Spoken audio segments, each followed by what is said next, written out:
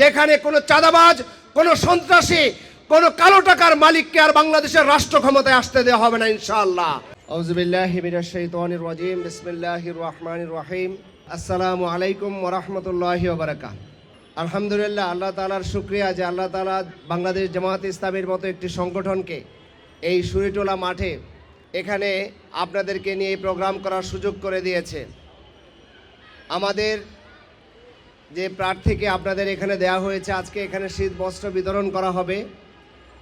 এই শীত বস্ত্র বিতরণ এটি আসলে একটি আয়োজন আপনাদেরকে এখানে করে দেয়া হয়েছে। এটিতে মূলত আসলে আমাদের প্রার্থীর কাজ ছিল না, এটি ছিল রাষ্ট্রের দায়িত্ব।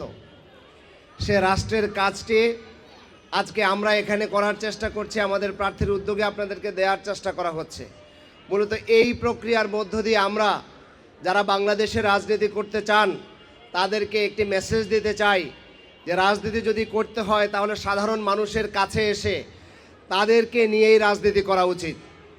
আমরা দেখতে পাচ্ছি যারা রাজনীতি করতে চান তারা 5ই আগস্টের আগের যে পরিস্থিতি ছিল সেই 5ই আগস্টের আগের সংস্কৃতিতে গিয়ে আবারও তারা নিজেদের জন্য অর্থ কামাইয়ের একটি পথ তারা বেছে নিয়েছেন, কিন্তু সাধারণ মানুষের ভাগ্য পরিবর্তন নিয়ে তাদের কোনো পরিকল্পনা নাই।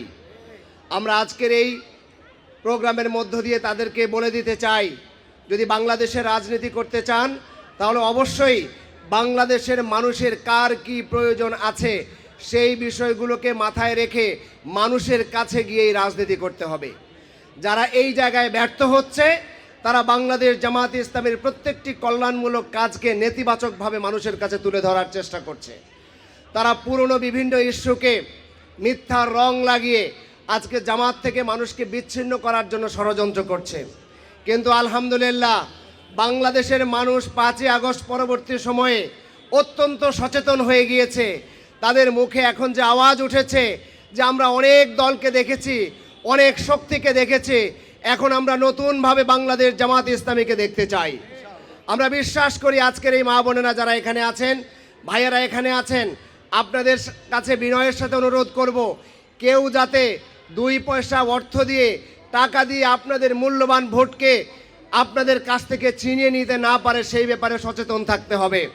মনে রাখবেন, আপনি টাকার বিনিময়ে হয়তো ভোট দিবেন, এই টাকার বিনিময়ে ভোট দেওয়ার মধ্য দিয়ে 5 বছর আপনি তার গোলাম হয়ে থাকবেন।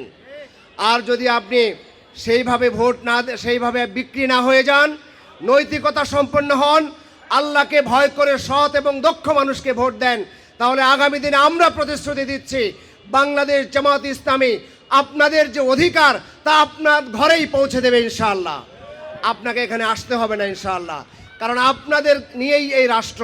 সুতরাং এই রাষ্ট্রের মূল স্তম্ভ হলেন এই রাষ্ট্রের যারা নাগরিক, তারা এই নাগরিকদেরকে মাইনাস করে, এই নাগরিকদের অধিকার ক্ষুণ্ণ করে আমরা দেখেছি বিগত সময়ে বিধবা ভাতা, নারীদের যে বয়স্ক ভাতা এবং দুস্থ ভাতা, এ সব কিছুকে এই সমাজের যারা জনপ্রতিনিধি ছিল তারাই আসলে মেরে খেয়ে ফেলতো।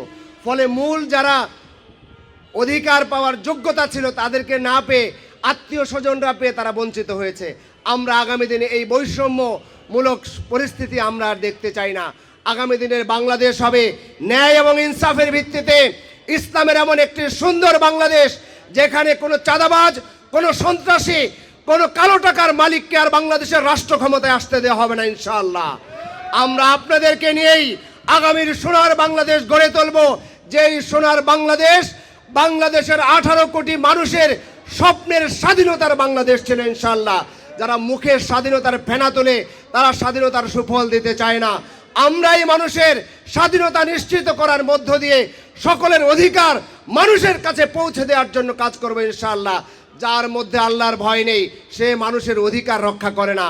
বাংলাদেশ জামায়াতে ইসলামের 2 জন মন্ত্রী ছিলেন। বাংলাদেশ জামায়াতে ইসলামের নেতৃবৃন্দ যারা আছেন কেউ দুর্নীতি করে না, তারা আল্লাহকে ভয় করে। আল্লাহকে যারা ভয় করে তারা মানুষের হক মেরে খায় না। আর যারা নাস্তিক, মুরতাদ এবং শরিয়া আইন চায় না তারাই মূলত মানুষের অধিকার খর্ব করার জন্য ষড়যন্ত্র করে। আগামী দিনে তাদেরকে ভোটের মাধ্যমে, ব্যালটের মাধ্যমে দাঁত ভাঙা জবাব দেওয়ার উদাত্ত আহ্বান জানিয়ে আমি আমার কথা শেষ করছি। আসসালামু আলাইকুম রহমতুল্লাহ।